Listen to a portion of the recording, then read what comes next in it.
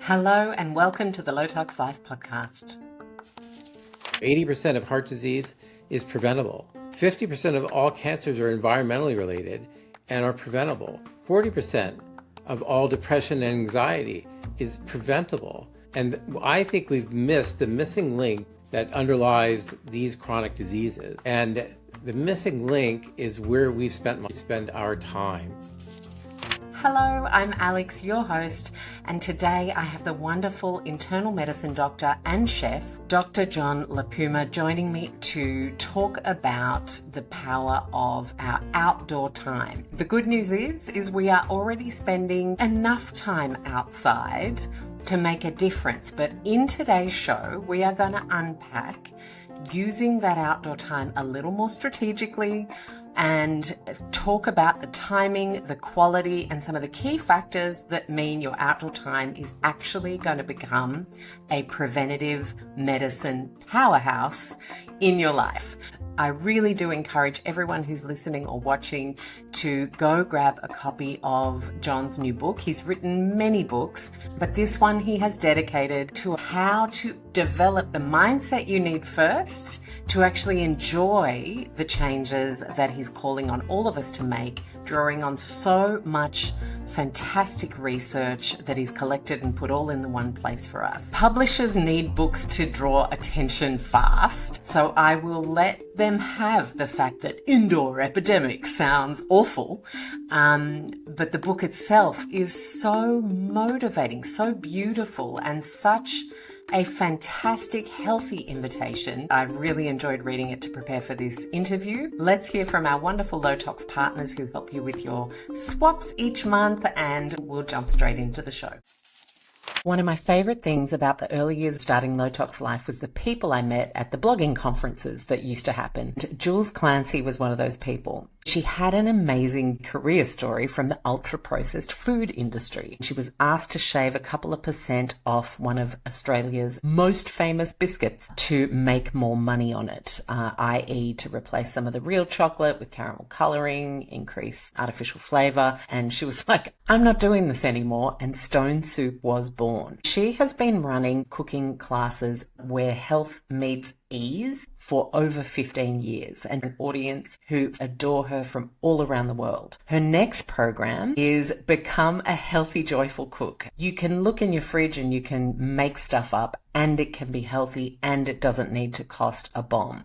Her 6-month program, very doable, it's 20 minutes a week Zoom call, and the replays are always available, is not the $294 that everyone else is going to be paying in 6-month installments of $49 a month, but you will have an additional 20% off that $294 with the code LowToxLife. After you check out, you will then also receive an invitation for 2 friends to do it for free. What a beautiful, generous way you can start your year, thinking about a couple of friends, and you can give that gift to them, or be super savvy and organize it between the 3 of yourselves to pay thirds and split that between 3. You end up with $13 a month. Just in case you're worried about what type of diet and food mix you eat, Jules actually has everybody covered, all types of beliefs, preferences, needs, allergies. She loves all types of eaters. Check out the show notes, link in bio if that's easier for you to grab the link, or head to bit.ly/joyfulcook20 and you'll find all the information there. John, hello. Thanks for joining me. Alex, a pleasure.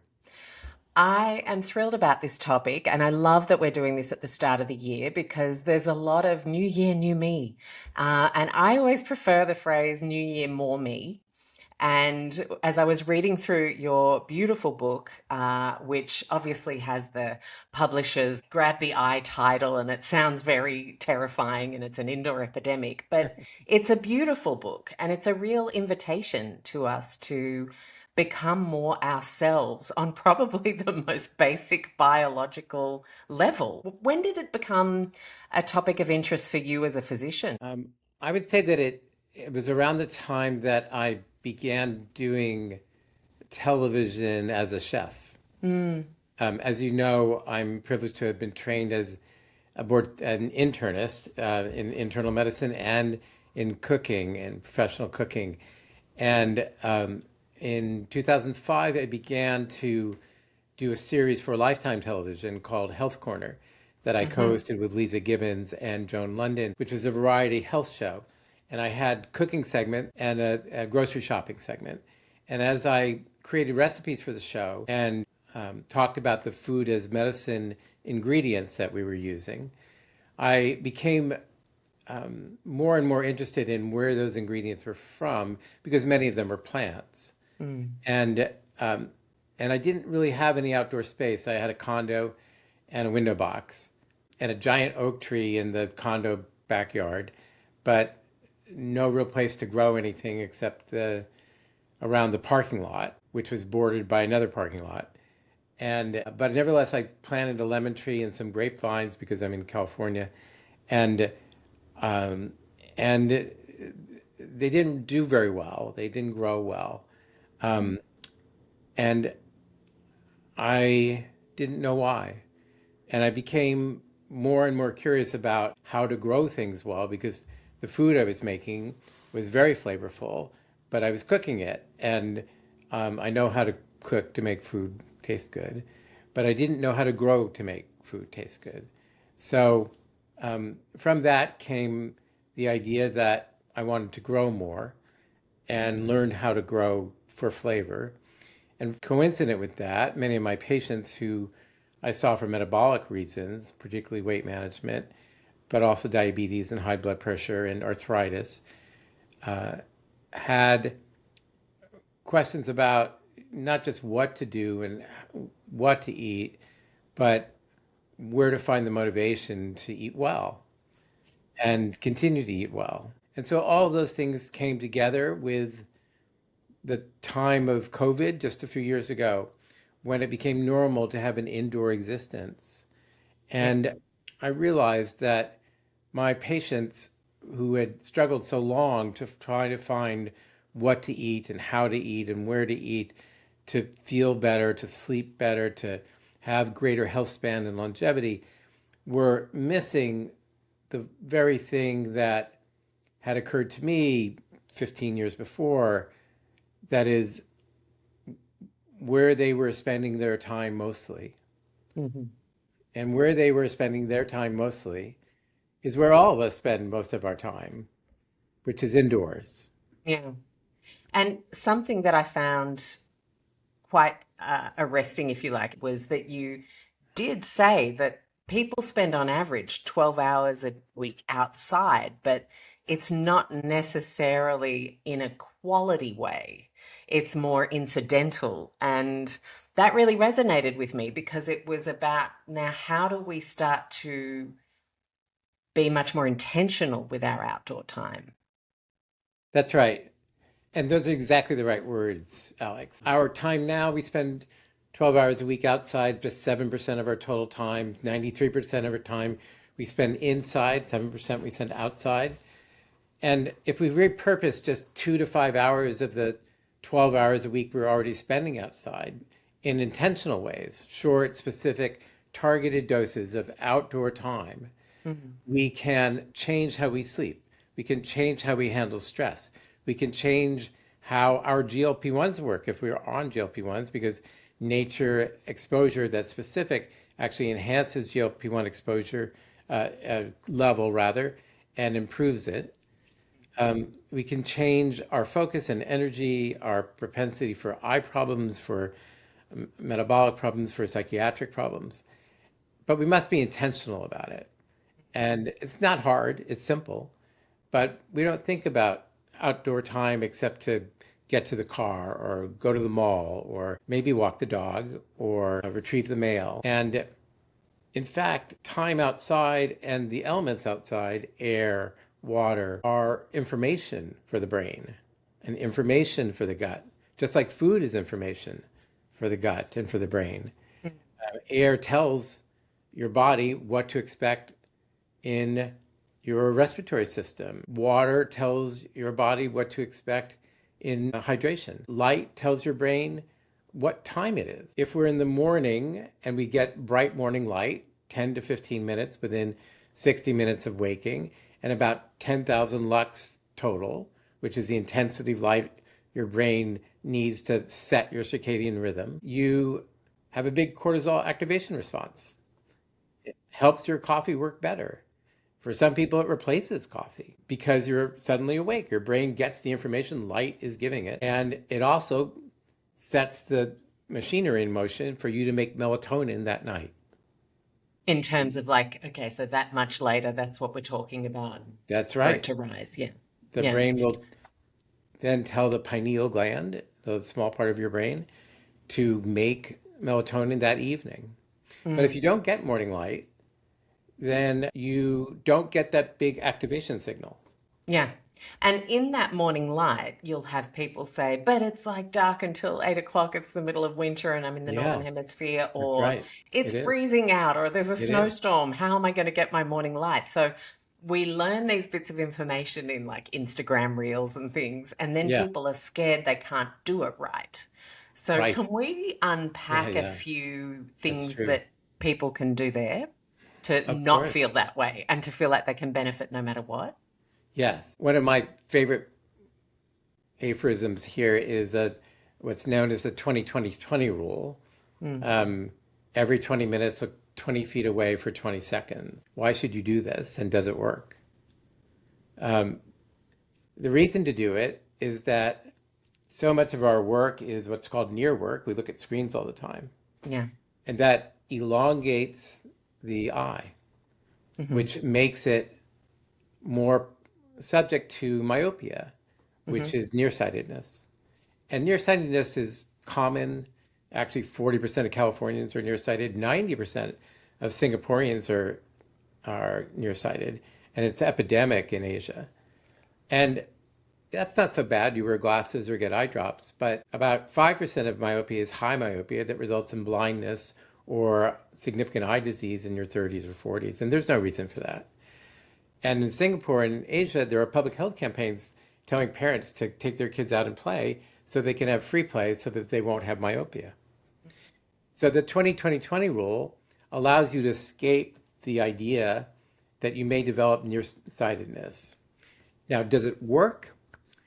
Um, no, it really doesn't.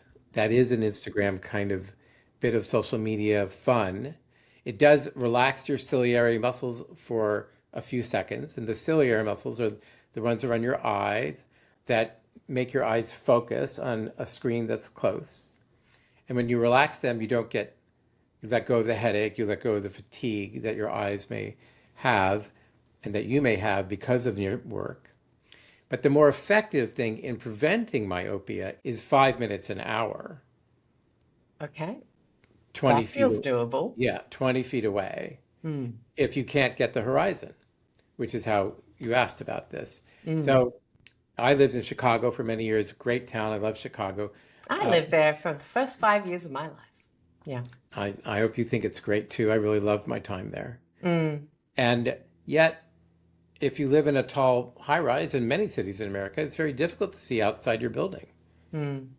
But if you go outside, or if you're on your balcony, or even through your window for this purpose, where you're looking at 20 feet away, it takes your eye away from the near work you've been doing. Yeah. And it does relax your eye muscles, and it does provide relief, and it does stop headache and improve fatigue. And everyone should do it because it's not just a break from your work, but it's preventative medicine that you can do yourself. Yeah, that's it. And that's the thing that I think people often miss when we're learning things online, is that the idea that it's actually preventative medicine. It's not just something fun or engaging to think, oh, that sounds cool, but like you're doing it to prevent something quite major in your life from Yeah. happening. Yeah. Nature functions as a metabolic intervention. Morning light, as we've been talking about, fresh air, also regulate your hunger hormones. Hmm. They And so also, can we, because go ahead. when you mentioned GLP-1s before, I thought that was interesting. Yeah. Could you even say it might prevent your need for metabolic treatments if you're currently healthy, It and certainly augments that. improve Yeah, it your certainly, GLP-1 status naturally? that's right. Mm. So nature, exposure and experience naturally elevates the GLP-1 that the body makes. Your body does make GLP-1. That's why Ozempic and Mounjaro and Zepbound and all the other GLP-1s are called GLP-1 agonists because they aid the GLP-1 that your body is already making. Yeah. Nature engagement increases your level of GLP-1 significantly, not as much as an injection, but or a tablet, but significantly. And it's accurate to say that it is a GLP-1 agonist too, because it increases GLP-1 secretion. And it can act as prevention for the need for those medications if you are significantly overweight. Of course, I don't want to minimize the many, many other factors that go into eating and weight management. But let's just say that nature engagement helps. And it helps not just for this chemical reason, but because it functions as a metabolic intervention. And morning light and fresh air regulate leptin and ghrelin. And leptin and ghrelin are the hormones that your body makes that tell you you're hungry or that you're full. Yeah. And so morning light and fresh air also lower cortisol levels, which is the stress hormone that also gets you ramped up.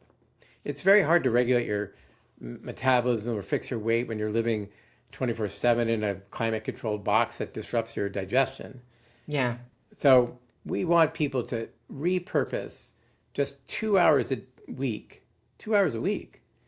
of the time that they're already spending outdoors to make that time preventative medicine. Yeah. And so number one is that morning light. And I just want to come back to the people who feel like for weather reasons or like temperature reasons, it's hard to get outside. We hear about light bulbs and different ways we can sort of create a morning light effect. How do you feel about those? I think there's some real help to people with seasonal affective disorder, which is a form of depression. And we're here in January.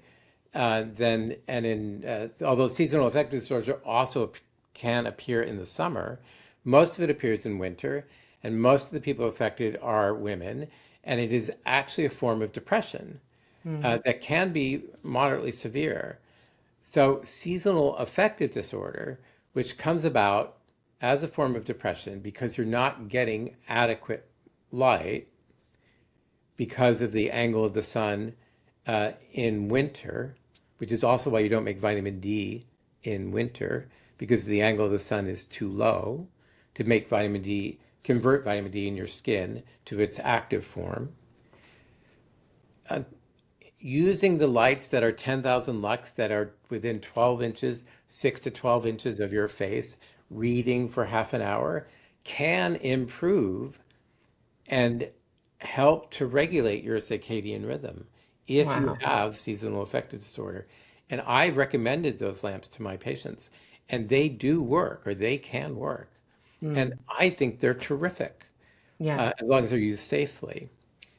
However, What does as long as they're used safely mean? people can get too close to them Okay. and feel blinded by them. Some of them are not well made and can get hot. And so you have to use them per the manufacturer's instructions. But the seasonal affective disorder can be and should be treated using high intensity light, as well as with medication should it be needed. However, if you can get morning light, even in winter, you get other benefits. Yeah.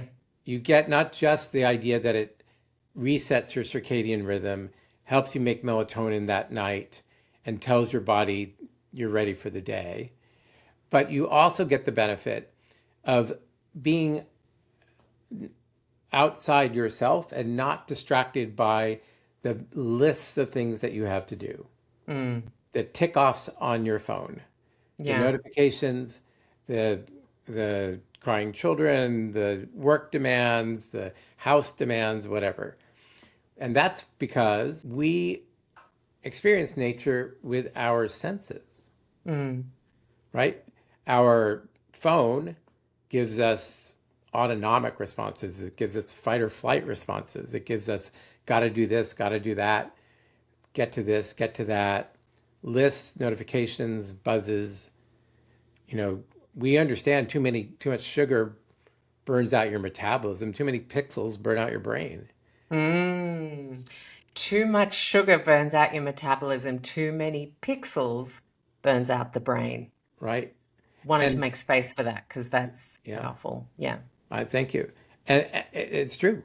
And yet, if you go outside that, not with the autonomic, got to do this, got to do that, pixel after pixel, but instead use your senses. And these are your senses. I know you know them, Alex. You touch, you listen, you see, you smell, you taste. And that's how we experience nature. We use our parasympathetic nervous system. We use our senses to detect what's ongoing. Nature draws our attention, which is what you get when you go outside for 15 minutes in the morning. It doesn't demand it like our phone does. And that has a different effect on your brain. It allows you, it changes how you make serotonin. It changes how you make dopamine.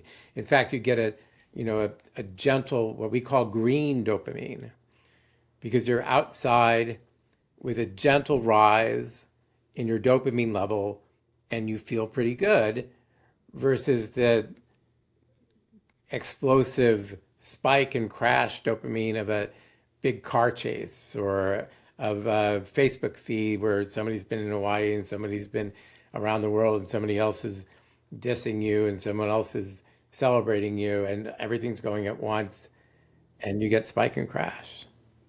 But green Just dopamine, like sugar, really. like Just sugar, like ultra just like processed sugar, food. just like time, actually. Their time is also now an ultra processed commodity, Yeah. right? Where we ultra process time. We don't savor time anymore, just like we have a lot of trouble savoring food. Well, it's been sort of tied with an unhealthy partner of attention, hasn't it? That's right. They've kind of been hooked together, and time is now eyeballs, is like, keep us here, and how much longer, how many more seconds Right. can you keep people there? And I remember someone said, you need to be watching when people drop off your YouTube videos. And I thought, I couldn't think of anything worse. If this resonates with them, great, they'll listen. If they need it. I'm not going to engineer topics that need space and time to unpack into heightened states of fear to do the right thing for your health. It just makes no sense to me to That's right. To operate the that way. inverse of what you're trying to do, isn't it? Right, exactly. Yeah. So the good news here, and I hear your sensitivity to urban people because 80% of us live in cities, Yeah. is that the fix is not necessarily going outdoors more, although I spend a lot of my time outdoors. Not everyone can. The fix may be, at least to start, is bringing the outdoors in. I mean, simply having plants indoors reduces fatigue, improves concentration. It's kind of an immediate hardware upgrade for your brain. Sure is. You can And feel it. Yeah. right. And having other evidences of nature inside, not just houseplants, which are wonderful, and a great transition to being able to grow things and appreciate the outdoors outside, but to think more broadly about nature. It's the breeze in the curtains, the dog at your feet, the lettuce in the salad came from somewhere, and those things begin to reattach us to the natural world in a way that I think we've lost since certainly since COVID, but really for many years before that as well. We seem to want to pack as much in without savoring as much. And what's happened is that it's cost us our health. We are no longer really attached to the activities that were outside that did bring good health. There was this great study from the British Medical Journal just last week, published by Harvard researchers, that showed that you need a variety of activities, swimming and running and cycling and walking and biking and gardening, to have an optimal effect on mortality. Having a variety of activities conveys a 19% mortality advantage, which means that you have a 19% less chance of dying sooner should you engage in many different types of activities. In other words, it's not enough to just go to the gym. You got to do lots of other stuff. Yeah. And the one activity that stood out above all the others, this has been missed by most of the media, and I just wrote an op-ed about it, is an outdoor activity, heavy chopping and digging, which is what you do in a garden. Mm-hmm. That was uniquely protective against death against respiratory disease, which is the fifth leading cause of death in our country. And that's stuff that we don't really do very much anymore if we live in cities. We have somebody deliver our firewood. We don't imagine digging trenches because there's no place to dig a trench if we live in a city. And yet, some of the country still does. And that activity, which is uniquely outdoors, is one that also provides not just a connection, but almost the idea that being outside is a renewable resource for health. We've tried to extract health from treadmills, and ellipticals and the gym. And I like the gym, I like going. But we can't leave aside the now proven mortality benefit of gardening with gusto. Yeah. And there are 70 million people in this country who consider themselves gardeners, and they have a leg up. They're starting to get this. They need these 2 hours to be repurposed. They're already got some of it with the garden. I have to share an example here. My dad moved with my mum. They moved to the country, I think 11 years ago. Not full country, like bush as we call it here in Australia, but they had 2/3 of an acre. And the garden was okay, but Dad took on the commitment of really turning it into something very special that it is today. And anyone who follows me on Insta will see I was there on the weekend. It's a truly special place. It produces food and many hours of just loveliness. And I happened to see a picture. You know how you get shown those like history pictures on your phone every now and then? And it was a picture of Dad on his mower. Now he mows with an actual mower that he pushes now. But when he got there, they inherited this mower that broke shortly after. And he looked like an overweight, unhealthy ex-CEO, which he was, to be fair. And in the 11 years since they've lived there, you could not see, if you tried, a healthier 76-year-old. That man is out there with his gardening projects day after day. And it's been an incredible thing to witness his own connection to a sense of health, and that's actually in your control. It's not just I'm getting older, this is how it is now. You can always get better. And of course, not everybody can just like retire and start working on a garden for 10 hours a day. But what you're talking about, John, is that we actually don't even need that much time. Like I'm thinking of city people, we can join our local community garden, and once a month you get rostered on for 2 hours to do your share of the community garden upkeep. And that in itself is something, right? A lot of cities have those now. That's right. And community gardens are really an underused public health intervention, in my view. And it's life-changing because you have more control than you thought. 80% of heart disease is preventable. 50% of all cancers are environmentally related and are preventable. 40% of all depression and anxiety is preventable. And I think we've missed the missing link that underlies these chronic diseases. And the missing link is where we spend our time. In 30 years of practice, I've had lots of patients who have come to me for lifestyle ways of changing their health in addition to pharmaceutical ones. And the thing that we have asked about least is, where do you spend most of your time? And for almost always, the answer is indoors. And to find that it's 93% of the time is shocking, because only 2 hours and optimally 5 hours, as I've said, can be repurposed with morning light, with social connection, which you mentioned with community gardens.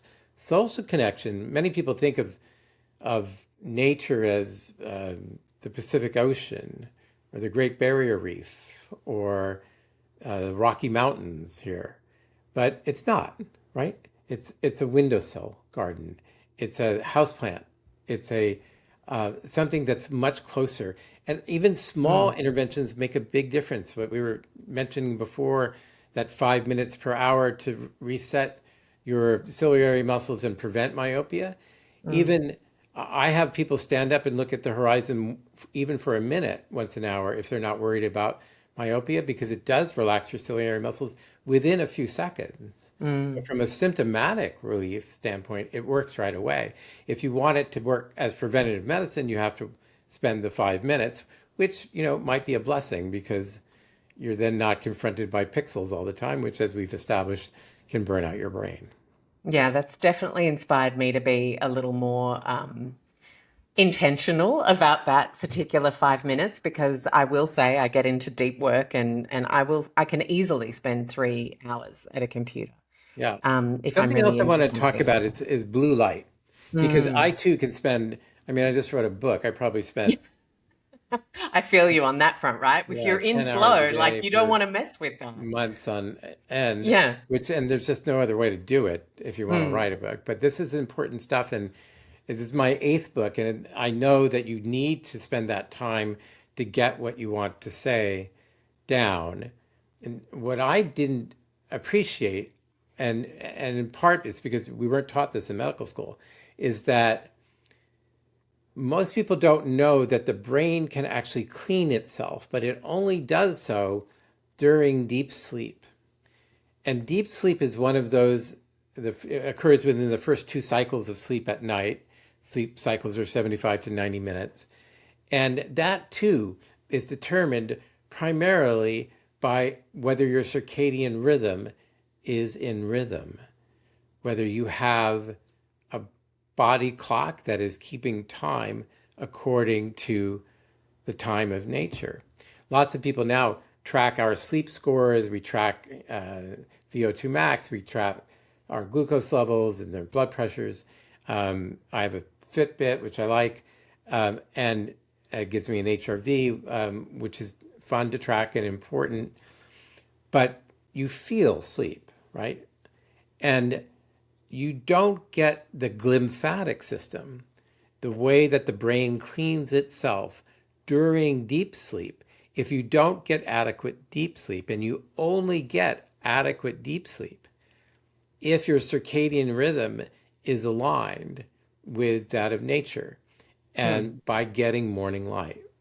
Right. So And so can I just ask there, John? So do you feel, if people feel like they've been really struggling with this, and I know you have that really helpful morning log that you have in the book where people thank you. can really be intentional and think, like, how am I feeling on a 1 to 10 this morning? Like, and so that you can really track. Do you feel like that's enough, or do some people really benefit from having a tracker of some kind Absolutely. No, to help motivate those incremental improvements along the I, way? I'm not a bit anti-technology. I like Mm, technology. I mm, just think it's become a master. And for kids, especially who are addicted, it's replaced the ability to have social connection. And that's something to get away from. And that's yeah. something that parents have to model, that teachers have to model, that other adults need to model for kids. So, no, I think you should use a tracker if you like it. I Mm, use one, as I've just said, but I, for people who don't use trackers or don't want to use them, you don't have to by any means. You ought to know that just in 2014, the glymphatic system was discovered, this brain cleaning system that happens within the first 2 cycles of sleep at night, that takes away beta amyloid and tau, which are misfolded proteins that are implicated in Alzheimer's disease and other dementias. And they are kind of washed out of the brain, but they're only washed out of the brain if you have adequate deep sleep, and you only have adequate deep sleep if you got morning light, if you got your circadian rhythm in order. And what would adequate mean in terms of minutes? Like, do we actually know what the science says adequate is? Adequate morning light? No, Yes. adequate deep sleep, adequate deep sleep. Edible Beauty is starting us on a very good footing with 30% off site-wide, and this is for Australia, UK and New Zealand listeners. 3 products from their range. I will never be out of stock of these in my home, and that is the Exotic Goddess Serum, which is a beautiful serum under your day moisturizer for hydration boost and antioxidants to get you protected for the day from whatever it is you might encounter. It's that beautiful added hydration and protection. And then the Super Stem Cell Concentrate. The data that they got from users in the trial group was astounding when it comes to firmness, a general sense of brightness, and green chemistry has come a long way. I would treat that as before your night cream because it works on elasticity, firmness. So we want that being worked on while we're asleep and regenerating. I would absolutely give it a go because it's $100. So 30% off gives you a very tidy price. Of course, they've got a fantastic award-winning sunscreen and a radiant enzyme peel. I could go on. 30% off, code LOTOXLIFE. Thank you, Edible Beauty. I hope you enjoy.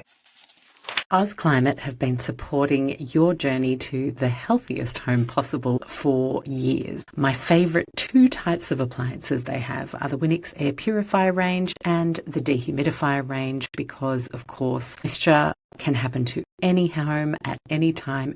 So we always want to make sure we're using climate gauges to assess whether we have too much humidity in our homes. And when it does go over that 60% mark and is staying over 60% persistently, either because it's raining or it's a humid season, all you need to do is know how to use dehumidifiers. This is something I have spent a lot of time educating on, and if you head to the @LOTOXLIFE Instagram, you'll see there's a whole chunk of tiles on the feed with a white background. I did a 10-part series to step you through all the reasons that you need a dehumidifier and how to actually use it, what size you might need, what kind of situation you might need based on different types of floor plans. So I'm starting there because here in Australia, it is a more humid time of the year. So thrilled to have OzClimate supporting our Low-Tox community, the Australians only, for the whole year of 2026. Use the LOTOXLIFE code at checkout. 10% off your order, even often if things are on sale. Enjoy. Oh, that varies by age, actually. And for me, apparently I need like an hour and 10 minutes. Okay. But there are trackers for that as well, or there are scales for that as well. And I think it's a good thing because it enables people to become more curious about how their body works. Yeah. What it is in their body that ought to work normally. And it might explain some of the grogginess, the kind of the feelings of burnout, the feeling of low energy in the morning, the feeling of needing 3 or 4 cups of coffee, the feeling that you're waking up and going to sleep and not sure why. That could be many other things.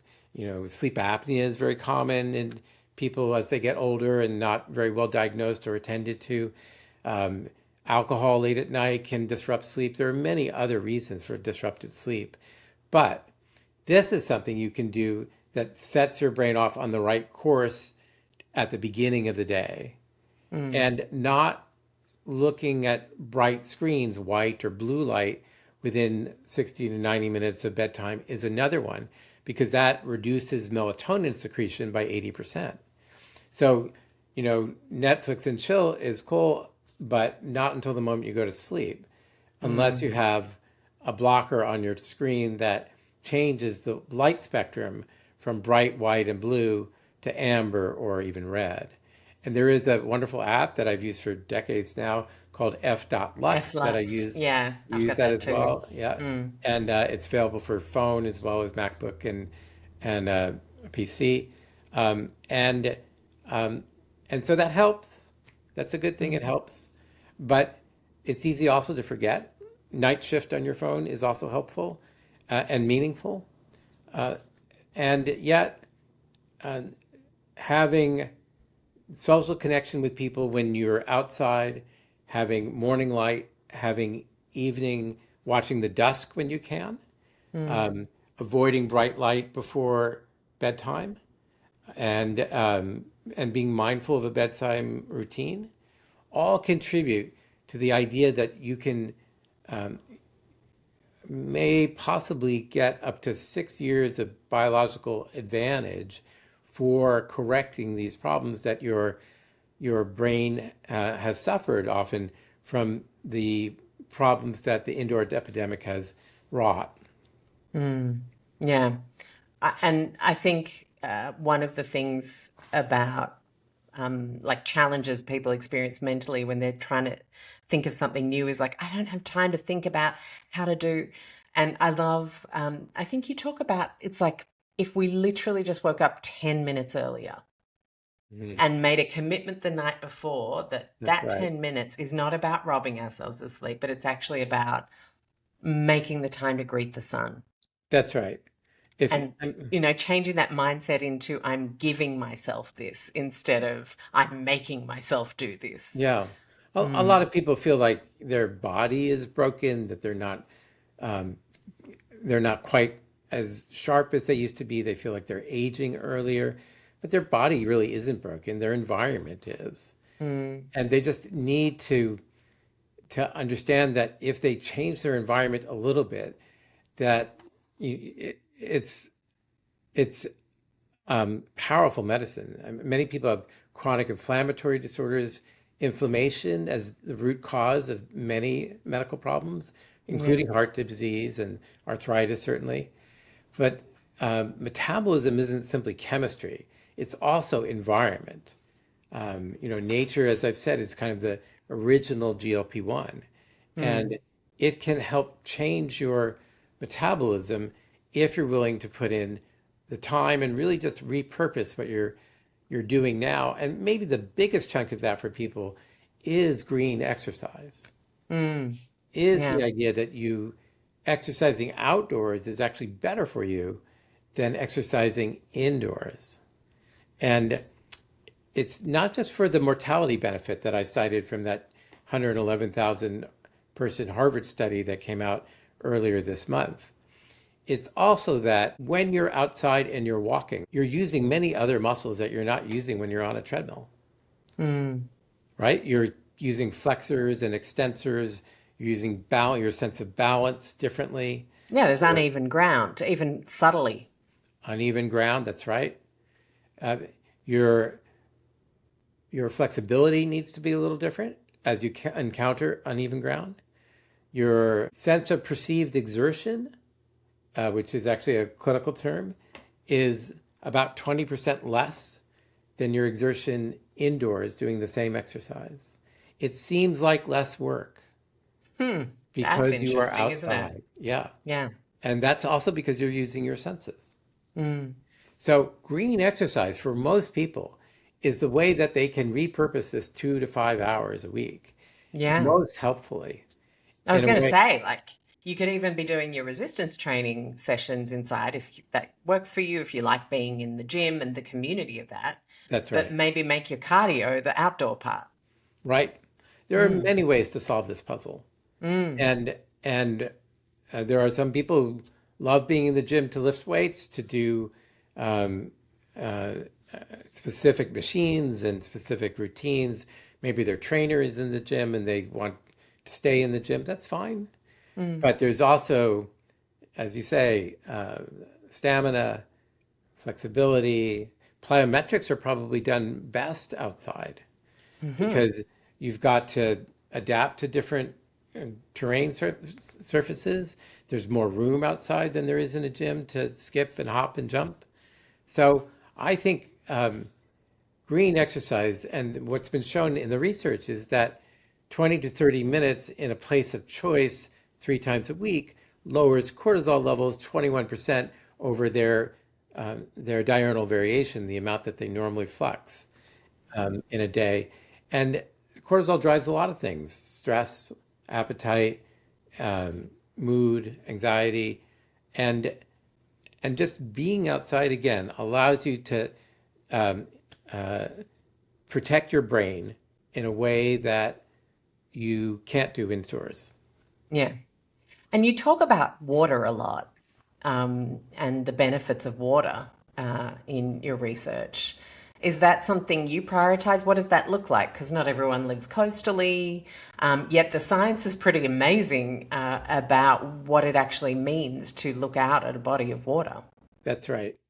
The person who deserves the most credit for this is named Wallace Nichols, a scientist in California who recently passed, who coined the term blue mind. The idea is that being near water changes your mindset, that it affects the way you think and feel in a way that being near greenery or green mind does not. And there are fantastic programs for preventative and even therapeutic health that involve the water. And I'm not just talking about rehabilitation after injury, although that's very helpful, particularly for people with stroke and other disability.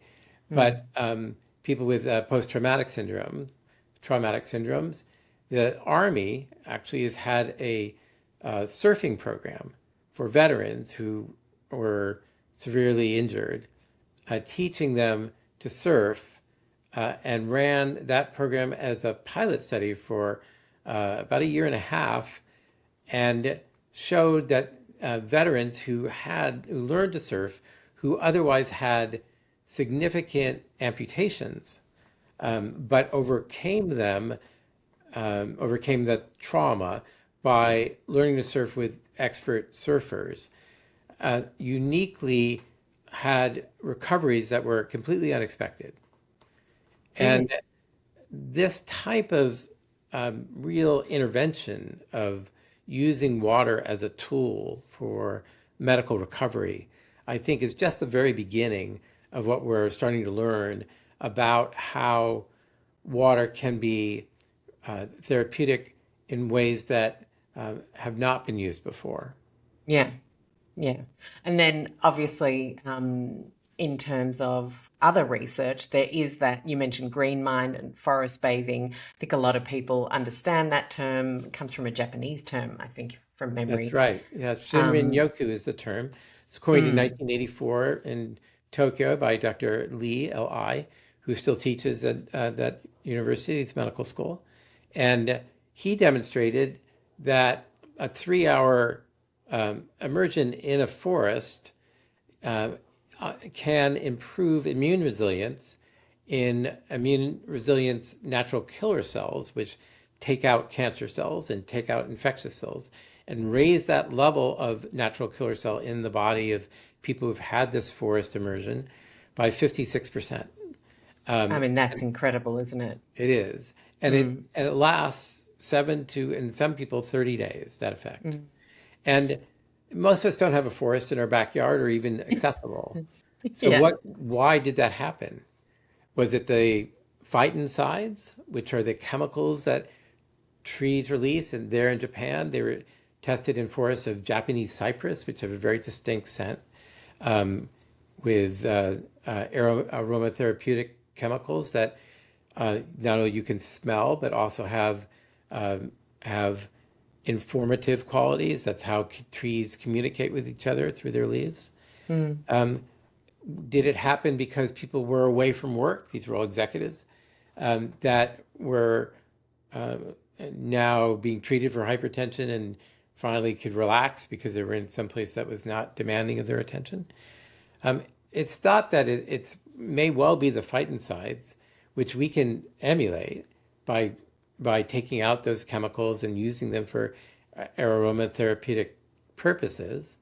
But no one really knows. When we taught forest bathing to UCLA physicians here at my farm in Santa Barbara earlier this year or late last year, um, they were really surprised to learn that it didn't involve exercise. Mm. It just involved using your senses and sitting in the same place, going maybe a quarter mile in 3 hours or an eighth of a mile in 3 hours, and using your sense of observation, using all of your senses to observe what the forest was doing. Not And unlike gardening, really. not unlike gardening, observation, not unlike Mm. cooking, not unlike Mm. medicine, Yeah. where observation is really the key quality you need to be a good practitioner, in my view. You need Mm. to be a good diagnostician anyway, whether it's for cooking or for medicine. If you're a very good observer, you can compare not just with what you've read and models, but with what is right in front of you. And that observation allows you to ask good questions. Yeah. And cooks do this. You look at a sauce, it's breaking, and you go, geez, it's breaking. Did I add it too fast? It's too much acid? Is it too high heat? It goes through your mind quickly because you know how to fix a broken sauce, Mm. but you had to observe that it was breaking to begin with. It's Hmm. really not different in nature. If you're good at observing, if you learn to observe trees, if you learn to observe plants, if you learn to observe an animal, almost anyone who has a dog knows this, they can tell when their dog is acting in a funny way. Yeah. Happened to us just last night. Yeah. And so you become curious. Why Mm. why is that? And so when you're in a forest bathing, that's what you do. You're curious about what's there. And you use your senses, again, touch, listen, sight, smell, taste, if it's safe. And often it's not safe. If you can't identify it, then you're not eating it. And that's in part the result of the forest bathing that I've mentioned. One potential mechanism that forest bathing has for improving immune resilience is it's a proposed anti-inflammatory effect. Mm. And I noticed in the book it also had a huge benefit on HRV. Yes, that's right. Heart rate variability is the number that you want to go up a little bit Mm. because that time between heartbeats, tiny little time between heartbeats, milliseconds between heartbeats, allows you to respond to stimuli appropriately. Yeah. Allows you to ramp up your heartbeat quickly or allows you to slow it down appropriately. And obviously not consciously, but it tells your body that your body clock is in tune. And that brings us to aging. It's not just our circadian clock in our head that governs our body, but one of the leading theories of aging is that each organ has a clock. Mm. And we age internally differently in our kidneys than in our heart, than in our brain, than in our lungs. And synchronizing those clocks is something that can be done by having better nature engagement and exposure, beginning with having a normal circadian rhythm, Mm. but also in taking care of our bodies in every other green way, in the social connection way, in the green exercise way, in the forest bathing way, in the gardening way, especially for those interested in respiratory disease and heavy chopping and digging and heavy work outside. Mm.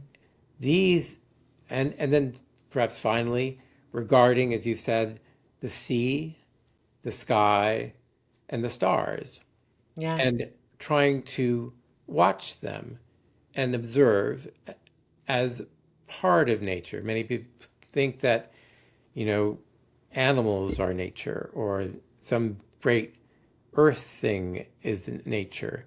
But, we are nature and we are animals. Mm. And it's been too long that we're separated from it. I think people don't realize the power we have of correcting and preventing medical problems with a reconnection to nature with specific targeted doses that can act on metabolism, can act on the brain and its chemistry, can act on the sleep mechanisms, and Mm. act on energy levels at a cellular level. Yeah. And so to summarize the two RXs that I'm really picking up on from our conversation, and there are a few more in the book and it's definitely a lot more detailed, but that 15 minutes of daylight within 60 ideally, but 90 minutes okay, of waking up in the morning, and uh, a monthly, would we say, some kind of immersive activity. So you plan, whether it's a picnic with your friends, whether it's a hike, something that's just a couple, 2, 3 hours where you're really in a wilder, more natural space, and then sky time, like really taking the time to notice the sky and the horizon at every opportunity. Am Yes, I doing yeah, okay on my I think you're test doing so great. far? Yeah, that's Okay. fantastic. Yeah. I Mm-hmm. would only add to that, green exercise 3 times a week, minimum of half an Yes. Yeah. hour. Mm. And I would add to that, um, during green exercise, social connection. Mm. Nature is social. You meet people when you're outside. Yeah. Community gardens and walk with your friends. I like that. Yeah. Uh, Yeah. And um, and now you're getting pretty close to 2 hours in that Mm. minimum, um, and those are minimums, of course. Yeah. I like when you can watching the sunset at night and the stars at night, Mm. even if it seems like the stars are far away or they're cloudy. Trying to look at the stars um, actually, again, relaxes your ciliary muscles, allows you to be outside of yourself, engages your parasympathetic nervous system where your attention is drawn rather Mm. than demanded. Yeah. Those are fundamental chemical and metabolic resets in our bodies Mm. that we need to reduce risk for hypertension, reduce risk for heart disease, prevent respiratory disease, and we touched on avoiding not only the things to do but some things to avoid, avoiding bright light at night, particularly between midnight and 6 a.m. Mm-hmm. Bright of any type, really of any duration, because this fantastic large study published in JAMA in last November showed that the people who got the most bright light at night between midnight and 6 a.m., 12:30 actually, had the most, 50% more heart attacks and heart failure, and 30% more stroke and atrial fibrillation Wow. than those people who had the least bright light at night. Hundreds of thousands of people, dozens of years of follow-up, published in JAMA. I've done several television interviews about it. I probably will do more. But it's such essential work because we have LEDs on all over the place at night. Mm. Even Well, my Fitbit flashes on bright at night. I have to turn the thing off. Um, yeah. and so having a dark, cool place to sleep turns out not just to be good sleep hygiene, turns out to be preventative medicine against the most common cause of death worldwide, heart disease. Wow.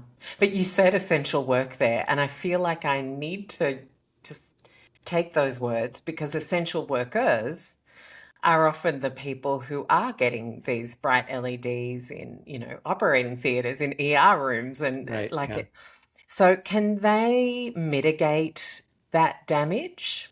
It's so hard. Night shift work is a recognized Mm. carcinogen by the World Health Organization. Yeah, I ran nightclubs back in my earlier years and bars and things, and I remember around my like late 20s starting to think this is so deeply unhealthy. I don't even understand it, but I cannot be here anymore. Mm. I think that's what it takes, Alex. Yeah. I don't know of a good mitigated solution, um, except to try to normalize on your days off. Mm. And I don't know um, how to get around it. Yeah. But I know that it's a huge challenge and that there are many people in exactly those circumstances. Mm. And it's something to work on. It's something to do research on. I wish I had a good answer. I don't. Mm. But maybe even more important for that group of people to really put some of these things in place. That's right.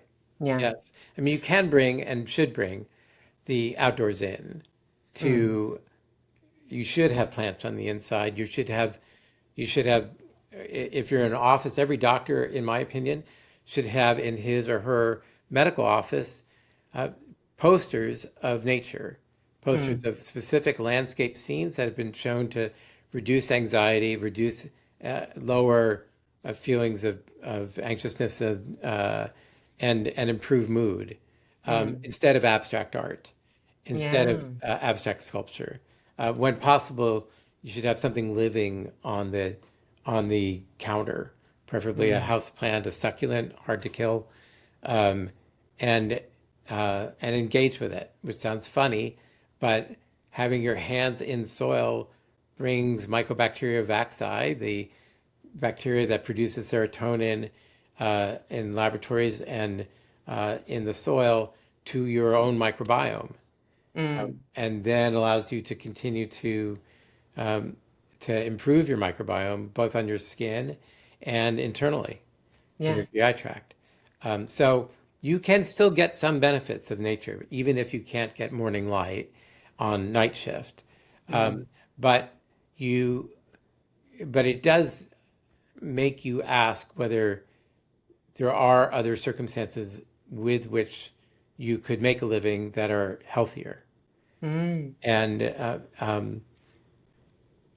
it's a real challenge. Yeah, it is. Speaking about challenge, I want to finish up with a patient story because you shared a couple throughout the book, and I think her name was Sarah, Yeah, a real city chick. I'm a city chick as well, but I thankfully live coastally, and I've found a way to make city very healthy for me. But it is a real challenge, and I really loved that example because it shows that it's not necessarily where you live that predisposes you to being able to reap the benefits, right? that's right. Yeah. Mm. So, can you share a little bit about her story? I just found her intriguing. I just thought that she had the kind of resolve that very few patients really end up showing. But when she did, in fact, change her mind about the possibility of having an outdoor existence, of putting herself first, not her work first, not other Mm. people first, she turned into a much happier person. Mm. And and she did all the work. So I'm very proud of her. What I love about what you just said, reading between the lines, it sounds like you helped her find a way to make health improvement about doing something beautiful for herself instead of something she had to do to herself or to her life, right? It's nuanced, but I think it's really one of the things that holds a lot of people back. I agree with you. And I think that the best kinds of preventative medicine come from people engaging what feels best to them themselves, not from Mm. someone lecturing them, not from someone telling them, don't do this, do that, but from the realization that they have more control than they think, Yeah. and trying it out and finding that it feels pretty good. Mm. Feels pretty good to be a little stronger. It feels pretty good to be able to put yourself first and know that your needs are worthy too. It feels pretty good to know that a pet's love is unconditional. Mm. It feels pretty good to engage in the world in a way that you think, wow, that's meaningful. And she did that. And that's why I'm proud of her. Yeah, so good. Okay, to wrap up, I have four very short questions, a little bit of a rapid fire situation. Oh, good. Your favorite place to get your 15 minutes of morning light? It's about an hour from here, overlooking the ocean in a park, a public park. Nice. So you've literally got to wake up and drive to get it happening in your first 90 It's my minutes. favorite place. I don't often get Mm, there. I usually just walk outside my door where I'm lucky enough to have a farm, and I do chores around the farm, and I get it that way. nice. I We grow lots of different things, and there's always something to do. And if I get up at 6 or 6:15 when the sun's up, which I usually do, um, I get my morning light incidentally, which is important to say. I think maybe because people feel like, okay, I'm outside for 15 minutes. Now what? You don't have to like stand there. You can. I do things. I pull weeds. I take out the You can garbage. water some balcony plants. You Yeah, can do water some your worm balcony farm plants. scraps. Look down the corridor, plan your day, be do things. It's not a sit unless you need that. But when I'm outside, there's a lot to do, and I like doing it. Nice. Favorite breakfast when you get back in? I make egg white frittatas quite a lot. We have kale trees recently. Well, for a couple of years, but they've been growing a lot recently. I chop kale and habaneros and salmon and egg white frittata on a giant cast iron skillet. Yum. Now, I feel like I'm opening a can of worms here, but why no egg yolks? Um, just because the egg whites come in a carton and they're easy. Ah, okay. Yeah. Nice. All right. Egg Um, yolks have 40% of the protein of an egg white. Nothing wrong with them. Better from omega-3 fed chickens that have been fed flax and walnut and the like. So they have lots of omega-3s. Probably a little better than the or other composition, but I like egg yolks. and favorite wild space if you are going to get a big chunk of time. Um,